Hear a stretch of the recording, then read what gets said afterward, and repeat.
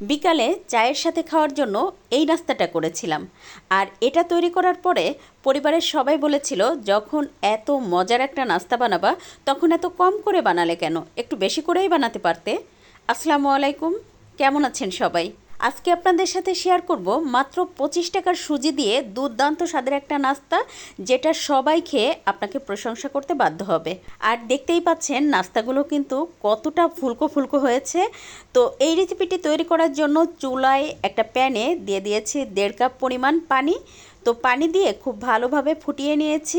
এবার এর মধ্যে দিয়ে দেব স্বাদ মতো লবণ, তারপর দিয়ে দেব আধা চা চামচ পরিমাণ কালিজিরা, তার সাথে দিয়ে দেব আধা চা চামচ পরিমাণ চিলি ফ্লেক্স। সব কিছু 30 সেকেন্ড মতো একটু জাল করে নেব, যেন সব কিছুর ফ্লেভারটা খুব ভালোভাবে পানির সাথে ছড়িয়ে যায়। তারপরে এর মধ্যে দিয়ে দিলাম 1 কাপ পরিমাণ সুজি। তো এখানে কিন্তু 250 গ্রাম সুজি ছিল। তো সুজিটা দিয়ে তারপর একটুখানি নেড়ে মিশিয়ে দিয়েছি, আর সাথে সাথেই কিন্তু সুজি দিয়ে নেড়ে দিবেন। এখন দিয়ে দেবো হচ্ছে 2 টেবিল চামচ পরিমাণ ময়দা। আর ময়দা দিলে হয় কি, এই নাস্তাটা অনেক মসৃণ হয়। তারপরে আরও একটু নেড়ে খুব ভালোভাবে মিশিয়ে দিয়ে একটা ডো তৈরি করে নেব। তো এখন দেখতেই পাচ্ছেন এটা কিন্তু খুব ভালোভাবে ফুটে গেছে। আমরা যেভাবে আটার কাই করি না, ঠিক সেভাবেই করে নিতে হবে। তারপর এটা ঠান্ডা করে খুব ভালোভাবে মেখে নিয়েছি। তো মেখে নিয়ে হচ্ছে এবার এটা থেকে একটা বড় রুটি করে নিব। তো একটু বড় করে একটা ডো নিয়ে তারপরে হচ্ছে একটা বেলুন দিয়ে বেলে নিচ্ছি। একদম আমরা যে রুটি খাই না, তার থেকে একটুখানি মোটা, অর্থাৎ দুটো রুটি একসাথে মিশালে যতটুকু পরিমাণ পুরুত্ব হয় ঠিক অতটুকু পরিমাণ রেখে তারপরে হচ্ছে একটা গ্লাস দিয়ে কেটে নিব। আপনি চাইলে কুকি কাটার দিয়েও কেটে নিতে পারেন, অথবা বয়ামের ঢাকনা দিয়ে অথবা বাটি দিয়ে, যেটা দিয়ে আপনার সুবিধা হয় সেটা দিয়েই কিন্তু আপনি এটা কেটে নিতে পারেন।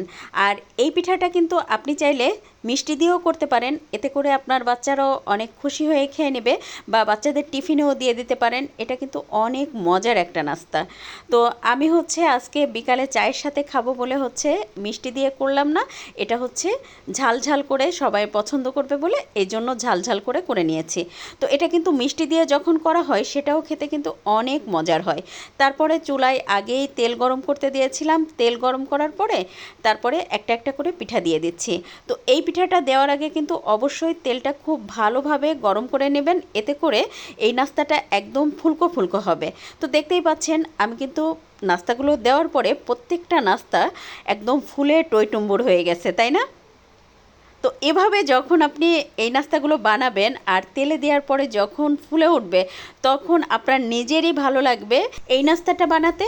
আর তারপরে দুই সাইড আমি খুব ভালোভাবে ভেজে নিয়ে তেল ঝরিয়ে তুলে নিচ্ছি। আর এই নাস্তাটা চাইলে আপনি আরও একটু কড়া করে ভেজে নিতে পারেন, সেটা কিন্তু একদম মোচমোচা হয়, সেটা বেশ ভালো লাগে খেতে। দেখতেই পাচ্ছেন আমি কিন্তু কিছু পিঠা এখানে একদম কড়া করে ভেজে নিয়েছি, আবার কিছু কিছু কিন্তু সাদা করে ভেজে নিয়েছি। এতে করে কিছু নরম আছে, আবার অনেকগুলো কিন্তু একদম মুচমুচা হয়েছে। আর পিঠাগুলো কিন্তু এই পর্যায়ে অনেক গরম ছিল। আমি আপনাদেরকে ভেঙে যখন শেয়ার করছিলাম, দেখতেই পাচ্ছেন আমার কিন্তু হাতে আর এটা মানে ধরতে পারছিলাম না, এত গরম ছিল। আর খেতেও অনেক মজার ছিল। রেসিপি ভালো লাগলে প্লিজ একটু শেয়ার করে দেবেন। আজ এ পর্যন্ত, কাল আবার নতুন কোনো ভিডিও নিয়ে দেখা হবে ইনশাল্লাহ। সে পর্যন্ত সবাই ভালো থাকবেন, সুস্থ থাকবেন। আল্লাহ হাফেজ।